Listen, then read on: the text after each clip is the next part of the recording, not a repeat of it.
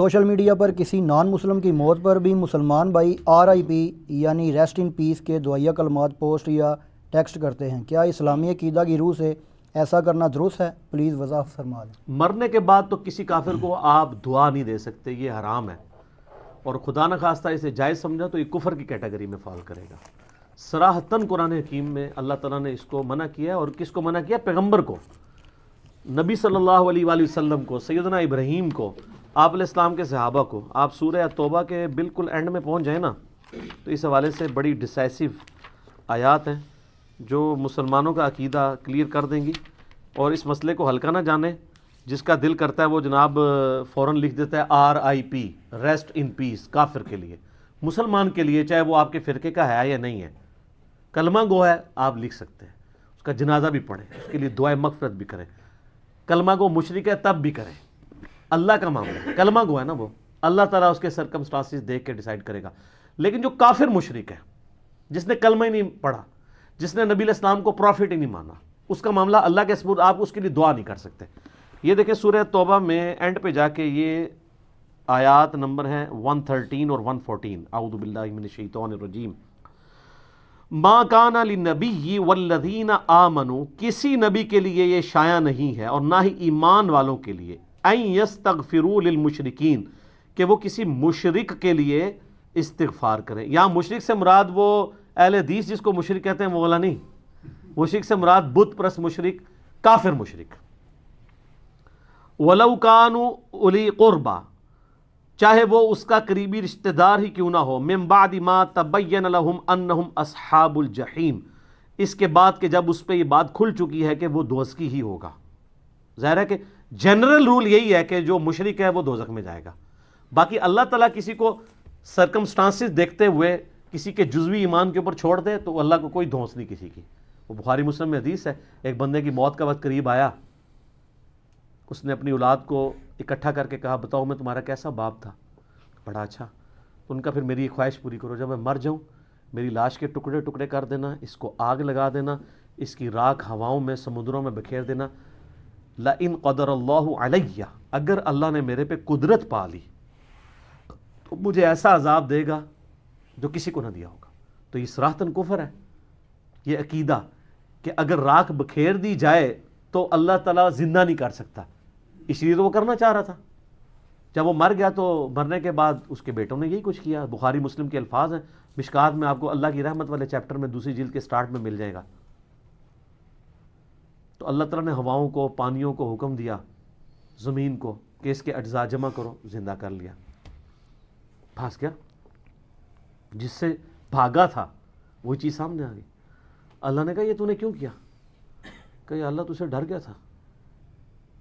تو اللہ نے فرمایا تیرا یہ عقیدہ تھا، تجھے مرنے کے بعد کوئی زندہ کر کے پوچھے گا؟ اس نے کہا یا اللہ میرا یہ عقیدہ تھا کہ مرنے کے بعد مجھے کوئی زندہ کرے گا، لیکن اس طریقے سے وہ سمجھتا تھا کہ اگر میری راکھ بکھیر دی گئی تو میرا مالک مجھے زندہ نہیں کر سکے گا. اس کا کفر جزوی تھا، کلی نہیں تھا. جزوی یہ تھا کہ اگر راکھ بکھر گئی پھر میں زندہ نہیں ہوں گا، اگر میری لاش ہی دفنائی گئی تو میں زندہ ہو جاؤں گا. لیکن کفر تو کفر ہے. ابن حجر اسقلانی نے بھی اس پہ پوری بحث کی ہے کہ کفر کر کے مرا ہے وہ، لیکن اللہ نے اس کے جزوی کفر کو ایکسیپٹ کر لیا، اس کی کم عقلی کی وجہ سے، نا اہلی کی وجہ سے. اللہ نے فرمایا تیرا واقعی یقین تھا، یا اللہ جا تجھے بخش دیا. اللہ نے بخش دیا. اسی میں کہتا ہوں کلمہ کو مشرک جو ہے نا، اللہ کو ایک مانتا ہے، نماز اللہ کی پڑھتا ہے، نماز میں ایاک نعبد و ایاک نستعین پڑھتا ہے، اس کے باوجود کسی بابے کو پکار لیتا ہے، کوئی اور مسئلہ کرتا ہے، آپ اس کی اصلاح کریں. اس پہ فتویٰ نہ لگائیں کہ اس کو آپ دوزخ میں پھینکیں اور کہ یہ مر گیا میں نے اس کا جنازہ ہی نہیں پڑھنا. ویسے تو وہ بھی آپ کے ساتھ یہی کرتے ہیں، مر گیا مردود، نہ فاتحہ نہ درود، وہ بھی یہی کچھ کر رہے ہیں. مطلب بریلوی کے اہل حدیث کا جنازہ پڑھیں گے تو اہل حدیث اگر بریلوی کو نہیں پڑھے تو کوئی پریشانی بات نہیں ہے. سنی شیعہ، شیعہ سنی کا اب تو خیر کو پڑھ لے تو لادہ بات ہے، اب تھوڑی ماڈریشن آ گئی ہے. تو یہ اللہ تعالیٰ فرما رہا ہے کہ جب ان پہ یہ کھل جائے کہ مشرک ہے، نہ ان کے ساتھ استغفار نہیں کر سکتا. وما کان استغفار ابراہیم لابیہ، اور جو ابراہیم نے اپنے باپ کے لیے استغفار کیا تھا، الا عن موعدۃ وعدہا ایاہ، تو وہ اس وعدے کے سبب تھا جو اس نے اپنے باپ سے کیا تھا. وہ جو سورہ مریم میں آتا ہے، جب باپ نے کہا نکل جا تو ان کا میں تیرے لیے استغفار کروں گا، تو حضرت ابراہیم اپنے باپ کے مرنے کے بعد بھی اس کے لیے دعائیں مغفرت کرتے رہے. تو اللہ نے کانٹا نکال دیا کہ کوئی ابراہیم کی پلی نہ لے کہ ابراہیم تو اپنے کافر باپ کے لیے ٹھیک ہے. اب یہ باپ تھا یا وہ چچا تھا, یعنی باپ کے دو معنی ہیں نا, والد اور چچا دونوں کے لیے باپ کا لفظ, تو یہ ایک علیحدہ بحث ہے, اس کو چھوڑ دیں. تو یہاں پہ باپ ہے, تو باپ کے لیے جو اس نے استغفار کی تو اس وعدے کے سبب تھی. فلما تبین له انه عدو للہ, لیکن جب اس پہ یہ چیز کھل گئی کہ وہ اللہ کا دشمن ہے, تبرأ منہ, تو انہوں نے پھر اعلان برات کر دیا. ٹھیک ہے. ان ابراہیم لأواہ حلیم, ابراہیم علیہ السلام جو ہے وہ آہیں اور سسکیاں بھرنے والے اور حلم والے تھے. یعنی ابراہیم علیہ السلام نرم دل تھے, اس لیے وہ اپنے باپ کے لیے ان کے مرنے کے بعد بھی دعا کرتے رہے. کیا نرم دل تھے. قرآن میں آتا ہے نا, فرشتے جب انسانی شکل میں آئے, سورہ ذاریات میں ڈیٹیل آتی ہے, تو ان کے لیے بنا بچڑا لے آئے, جب رکھا. اب حضرت ابراہیم کو تو نہیں پتا تھا یہ فرشتے ہیں. آپ کے بزرگوں کا علم غیب ہے, حضرت ابراہیم کو نہیں تھا جب تک اللہ بتائے نا. نال نال ٹھیک ہے عرض کریں گے. تو جب انہوں نے نہ کھایا نا تو ان کے دل میں, قرآن میں آتا ہے کہ ان کے دل میں خوف آیا کہ یہ, کیونکہ دشمن جو ہوتا تھا نا وہ نمک نہیں کسی گھر کا کھاتا تھا, ورنہ اس کے ساتھ وفاداری کرنی پڑتی تھی. اس طرح کے ایٹیکیٹس اس جاہلیت کے دور میں بھی تھے. تو انہوں نے کہا یہ لگتا ہے غلط ارادے سے ہیں, اس لیے میرے گھر کا نمک نہیں کھا رہے. تو پھر فرشتوں نے کہا گھبرائیے نہیں, ہم ایک قوم کی طرف بھیجے گئے ہیں, قوم لوط کی طرف, ان کو تباہ و برباد کرنے کے لیے. تو قرآن میں آتا ہے کہ وہ پھر قوم لوط کے معاملے میں بھی جھگڑنا شروع ہو گیا. قرآن نے اس جھگڑے کا ذکر نہیں کیا, لیکن تورات میں وہ پورا جھگڑا موجود ہے. کیا تھا؟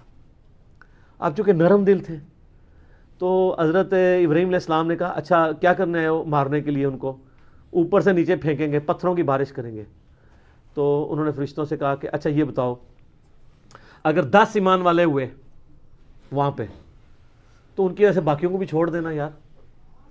انہوں نے کہا جی چلے ٹھیک ہے, اگر 10 بھی ہوئے نا ہم ان پہ عذاب نہیں کریں گے. وہ اس لیے کہ ان کو پتا تھا کتنے ہیں, اللہ نے بھیجا ہوا تھا. حضرت ابراہیم نے کہا یار اچھا, انہوں نے کہا نہیں 5, اگر 5 مومن نکل آئے لوط کی قوم میں, پوری قوم میں, تم نے عذاب نہیں بھیجنا. انہوں نے کہا جی ڈن. حضرت ابراہیم تو وہ تو ایکسپیکٹ نہیں کر رہے تھے کہ صرف 2 بیٹیاں ہی نکلیں گی. ہاں رائیونڈ اجتماع میں 16 لاکھ بندہ اکٹھا ہوتا ہے, اور ملتان اجتماع میں بھی 20 لاکھ بندہ اکٹھا ہوتا ہے. لوط علیہ السلام کے ساتھ 2 بیٹیاں تھیں. یہ جو آپ اتنے بڑے بڑے مجمع دیکھ رہے ہیں نا, یہ محمد رسول اللہ کی کرامت ہے زندہ. یہ امت کا خمیر توحید سے اٹھا ہوا ہے, جو اس بڑے لیول کے اوپر, یہ پرانی امتوں میں اس امت کی مثال اس لیے دی جاتی تھی کہ یہ امت توحید ہے, کہ بڑے پیمانے پہ لوگ حق قبول کریں گے. اگر آپ اس کو کمپیئر کریں تو پوری انسانی ہسٹری میں اتنے لوگوں نے توحید نہیں قبول کی ہے, جو ایک ایک ایرا میں, ایک ایک سینچری میں مسلمان جتنے رہے ہیں. یہ نبی علیہ السلام کو اللہ نے ایک اعزاز دیا ہے. اسی بخاری مسلم کی حدیث ہے کہ جنتیوں کا نصف میری امت ہے, اور ابن ماجہ میں حدیث ہے جنتیوں کی 120 میں سے 80 صفحے میری امت سے ہیں, کیونکہ میرا معجزہ قرآن ہے نا. بخاری مسلم میں حدیث ہے کہ انبیاء پہ ایمان لانے والوں کی تعداد ڈیپینڈ کرتی تھی اس کے معجزے پہ. مجھے اللہ نے وہی کا معجزہ دیا, میں اللہ سے امید کرتا ہوں سب سے زیادہ امتی جنت میں جانے والے میری امت سے ہوں گے. یہ لہذا اس کو کوئی رائیوڈ کا کمال یا دعوت اسلامی کا کمال نہ سمجھے, یہ امت کا خمیر توحید سے اٹھا ہوا ہے. ٹھیک ہے, سالار کارواں ہے میر حجاز اپنا. تو یہ نبی علیہ السلام کی زندہ کرامت اور معجزہ ہے الحمدللہ.